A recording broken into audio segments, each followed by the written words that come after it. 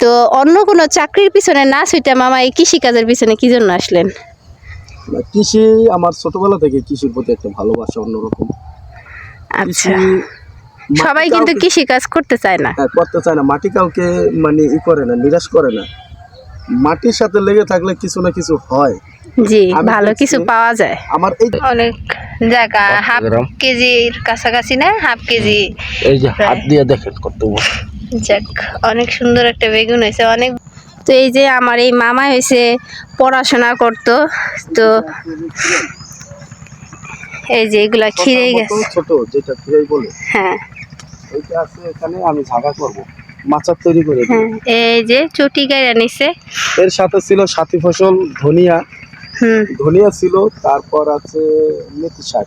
হ্যাঁ, মেথি শাক আছে অল্প একটু, দেখেন অবশ্য ওই খিরাইগুলা তো আর কি জাংলার উপরে উঠে যাইব, নিচ দিয়ে এইসব আর কি হয়। এই যে সুন্দর মূলা, এই যে মেথি শাক, এগুলো ওইখানটা ভরপুর ছিল, এখানে সাইডে তো সেজন্য মানে একটা একটা আছে, হুম। এগুলো তুলে ফেলাইছি, এখন খাওয়ার জন্য এগুলো রাখছি। আচ্ছা, অল্প কিছু রাখছেন, আর এগুলো হয়েছে বিক্রি করছেন। ওইগুলো বিক্রি করছি ওইখান হ্যাঁ। থেকে প্রায় 4-5 হাজার টাকা। ওই পাশে আবার সেম ছিল, ওইখানেও 4-5 হাজার টাকার ধনিয়া ছিল, বিক্রি করছি। মাশাআল্লাহ, এখানে আমার আলহামদুলিল্লাহ। কত প্রায় 8-10 হাজার টাকার মতো মেথি আর বিক্রি করা আর কি অলরেডি হয়ে গেছে। তো ধনিয়া মামা মেথি। খরচ হয়েছে কত এই এই ক্ষেতটা করতে? খরচ আনুমানিক আমার এখানে শ্রমিক, তারপর হচ্ছে হাল চাষ, এগুলো নিয়ে হয়তো 4-5 হাজার টাকায় টোটাল গেছে। আচ্ছা, এখান থেকে মাশাআল্লাহ আমি একটা প্রফিট পাইছি, ভালো একটা পাইছেন আর কি। এখান থেকে পাইছি। এখন আমার টার্গেট আছে, এখানে 6 থেকে 8 শতক জমি আছে খিরাই। খিরাই থেকে আমার একটা চিন্তা ভাবনা আছে, এখান থেকে প্রায় 50 থেকে 80 হাজার টাকার একটা টার্গেট আছে। যাক, আল্লাহ আল্লাহ যেন যদি আর কি হ্যাঁ। পূরণ করে, যেন মনের আশা। এখানে পরীক্ষামূলকভাবে এই যাত্রা করছি, বেগুন দেখি কেমন ফলন হয়। এখন দেখি না, ফলন ভালো, না ভালো হয়েছে। এখন আমাদের এলাকায় এটা একটু পরিচিত কম, তো হ্যাঁ, সেই জন্য এবার পরীক্ষামূলকভাবে করছি। আমার আরো আছে, নদীর ওপারে আছে, আরো এক জায়গায় আছে 20 শতক। তারপর আমার শসা আছে, তারপর পুঁই শাক আছে। মামা এগুলাতে তো অনেক সময় দেওয়া লাগে, কেমন করেন? তো মামা কিন্তু কি বলবো, যে মামা কিন্তু মানে অনেকে কিন্তু দেখা যায় জানে না, পড়াশোনা করে নাই।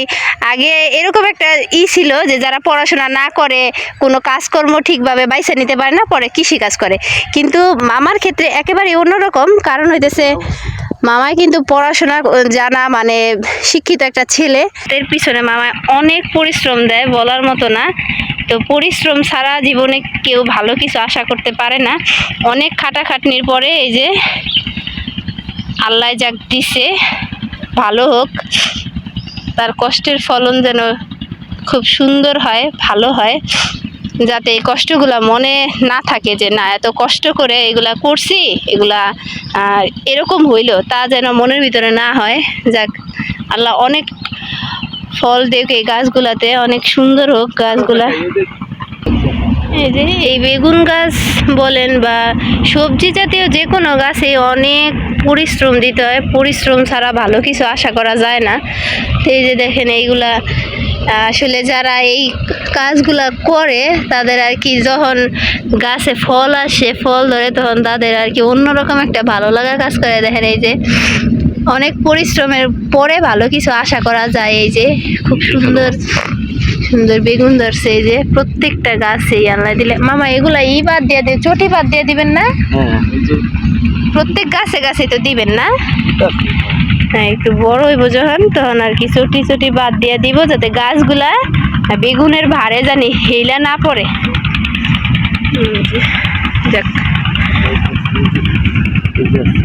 দেখে অনেক সুন্দর, অনেক সুন্দর, মাশাআল্লাহ, ভালো হোক। এই যে অনেক ফুল ধরছে,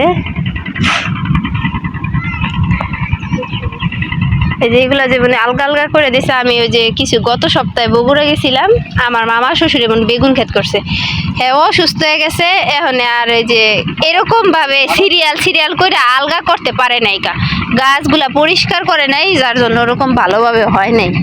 এই যে কালো বেগুনও আছে না, এগুলো হচ্ছে সাদা বেগুন, আর এই যে কালো বেগুন। কালো বেগুনগুলো দেখতে অনেক সুন্দর লাগে, অনেকই সুন্দর। পাশেই নদী, ওই যে নদীর পাড়ে, একেবারে নদীর পাড়ে এই গাছগুলা আর কি লাগানো হয়েছে। এই যে দেখতেছেন এই উপরে হয়েছে নেট দিয়ে দিছে, যাতে পাখিতে মনে করেন অনেক সময় তো পাখিতে দেখা যায় এই বেগুনগুলা আর কি খাইয়া ফেলায়, নষ্ট করে গাছগুলা, যার জন্য দিয়ে দিছে। তো অন্য কোনো চাকরির পিছনে না ছুটে মামা এই কৃষিকাজের পিছনে কি জন্য আসলেন? কৃষি আমার ছোটবেলা থেকে কৃষির প্রতি একটা ভালোবাসা অন্যরকম। আচ্ছা, কৃষি সবাই কিন্তু কৃষি কাজ করতে চায় না। করতে চায় না, মাটি কাউকে মানে করে না, নিরাশ করে না। মাটির সাথে লেগে থাকলে কিছু না কিছু হয়। জি, আমি ভালো দেখছি, কিছু পাওয়া যায়। আমার এই যে এইটুক জায়গা, এখানে আছে কত 3-4 শতক। এখান থেকে আমি লাল শাক বিক্রি করছি বর্ষার সিজনে, এখান থেকে 8,000 টাকার মতো লাল শাক। আচ্ছা, মাশাল্লাহ 8,000 টাকা আমার এতটুক জায়গা থেকে আসছে, হ্যাঁ। কোনো জিনিস আসতো না। হ্যাঁ, বা একজনের ইসে যে কাজ করার থেকে নিজের আছে, নিজে কাজ করি, নিজে উদ্যোক্তা হওয়া ভালো। ধরে আমি চিন্তা ভাবনা করতেছি বড় ধরনের প্রজেক্ট করব, চিন্তা ভাবনা, চাকরি পিছনে না ঘুরে আমার পিছনে চাকরি করবে। হ্যাঁ, আমার ওই চিন্তা যে ভাবনা, আমি মানুষের কর্ম দিব, কিন্তু আমি অন্যের কর্ম করতে ইচ্ছুক না, নিজে উদ্যোক্তা হওয়া ভালো। হবে। এইদিকে আমার লাউ আছে, প্রতিটা জমিতে লাউ চাষ। আচ্ছা, চলেন দেখি।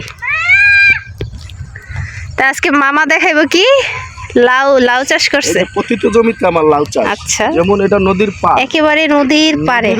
এইখানে কোনো ফসল হয় না, এইভাবে হয় না, কিন্তু আমি কেউ করতে পারে না। আগে পরে আমরা ছোটবেলায় দেখছি এই জমিগুলো খালি থাকছে না। ছিল। হ্যাঁ, এই যে এরকম ঝাঁটি ছিল, ঝাড় জঙ্গল এইরকম ছিল, এগুলো আমি পরিষ্কার করছি। অনেক কষ্ট লাগছে পরিষ্কার করতে, অনেক ছিল। আমরা ছোটবেলায় দেখতাম এই জমিগুলো খালি পড়ে থাকতো।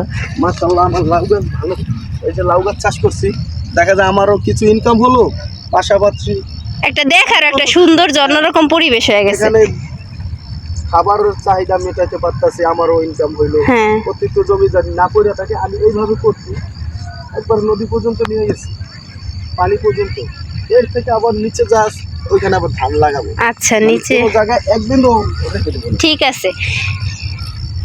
মাশাআল্লাহ লাউ গাছগুলো ভালো। কাজ করলে দেখা যায় কাজের প্রতি ভালোবাসা না থাকলে কেউ এরকম করে কাজ করতে পারে না। দেখেন মামাই কিন্তু এই যে নদীর এই সাইড দিয়ে যেতটুক পার আছে, তো এই দিক দিয়ে হচ্ছে ধান লাগাবো। ওই নিচে আবার ধান। হ্যাঁ, ধান। আর এই যে দেখেন লাউ গাছগুলো খুব সুন্দর করে, মানে আমরা কখনো কল্পনাই করতে পারি নাই যে এই জায়গায় এত কিছু আর কি করব, মানে কল্পনার বাইরে। এই জায়গাগুলো আমরা ছোটবেলা থেকে দেখছি, একেবারে মানে মনে করেন যে জংলা ঘাস টাস হয়েছিল। তো এই জায়গাগুলোতে যে এত সুন্দর সবজি চাষ করতেছে, মানে ভাবার মতো কিছু ছিল না আগে পরে এরকম। লাউ গাছ দেখলে কিন্তু আমারই মন ভরে যাবে। অনেক ভালো লাগে, অনেক ভালো লাগে। আল্লাহর রহমতে অনেক সুন্দর হয়েছে। হ্যাঁ, তো অনেক রকম হয়েছে। তো সমস্যা হয় না, এই যে নদী, হ্যাঁ, মেশিন দিয়ে দেন না। কোন আছে ওইখানে কিছু, আবার মরিচও আছে, দেখাই নাই, মরিচ আছে। এই যে কলার গাছ, হ্যাঁ, বন্দরে কাজিরাট বন্দরে থাকে। এইগুলো তো ওই যে কৃষি হ্যাঁ, সবজি নিয়ে যেতেছে।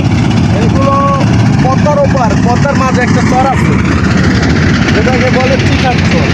আমাদের জাতির উপজেলার মধ্যে, হ্যাঁ, জেলার জাতির পদ্মা নদীর ওই পারে পদ্মার মাঝে, ওটা সেন্ট মার্টিন দ্বীপের মতন একটা দ্বীপ, চর দেখছে। নদী পদ্মার মাঝে, ওইখানেও মানুষ ফলায়। ওইখানে অনেক কৃষিকাজ, ওইখানে মেনই কৃষিকাজ।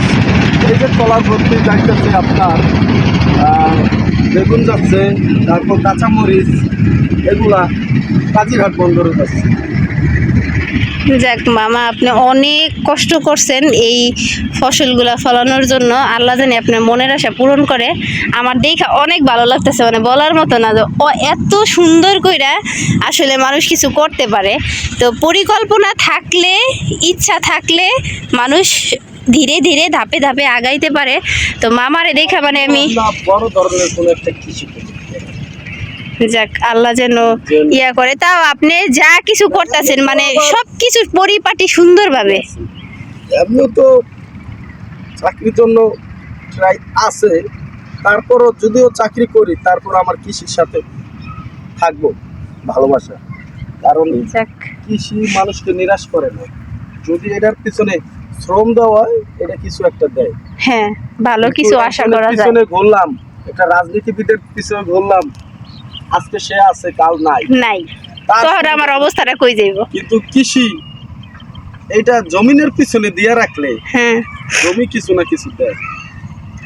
এটা বাস্তব। আপনার এই যে এই যে কি দেখেন, সুন্দর আমার লাউ গাছ, এই জায়গা কিন্তু এমনি পড়ে থাকতো, হুম, এই জায়গা পড়ে থাকতো, পতিত জমি ছিল।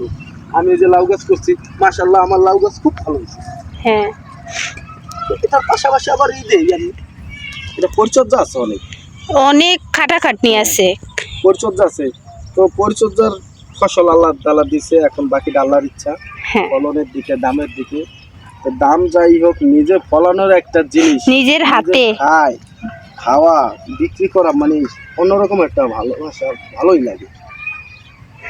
যাক, তো আজকের মতো এই পর্যন্তই। মামা কি কি কৃষি গাছ, অনেক সবজি গাছ লাগানো হয়েছে এখানে। আবার অল্প, নদীর ওই পারে, ওই যে ওই আছে, পারে, ওইখানে আমার ওই যে অনেক দেখেন আছে। ওই পারে, ওই নদীর ওই পারে ওপরে আমার হইতেছে, ওই যে পুঁই শাক আছে, ওই যে একেবারে বেগুন আছে, আরো লাউ আছে, শসা আছে, তারপর ওই যে কলা গাছগুলা দেখতেছেন, ওই কলা গাছের ওই পারে না, ওই যে জাংলাগুলা দেওয়া হয়েছে, ওই যে নেট দেখেন, আপনাদেরকে আমি দেখানোর চেষ্টা করতেছি। এই যে দেখতেছেন, হ্যাঁ, এই যে জুম করে মানে হালকা আফসা আফসা দেখা যাইতেছে। তো এই পার থেকে ওই পারেও মামায় আর কি, ওখানে করলা আছে, তারপর ধনিয়া আছে, মেথি শাক আছে, লাউ আছে, শসা আছে, বেগুন আছে, মানে প্রায় সবজি আছে। তো যাক, আল্লাহ জানি আপনার মনের আশা পূর্ণ করে। যে কোনো মানুষ স্বপ্ন ছাড়া বাঁচতে পারে না, অবশ্যই এর পিছনে আপনার বড় একটা স্বপ্ন আছে।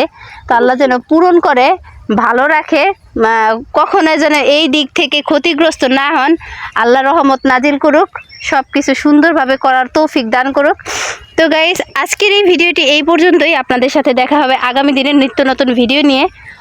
তো আমার কাছে কিন্তু অনেকই ভালো লাগছে, জানি না আপনাদের কাছে এই দৃশ্যগুলা কীরকম লাগলো, তা অবশ্যই আপনারা আমাকে কমেন্টে জানাবেন।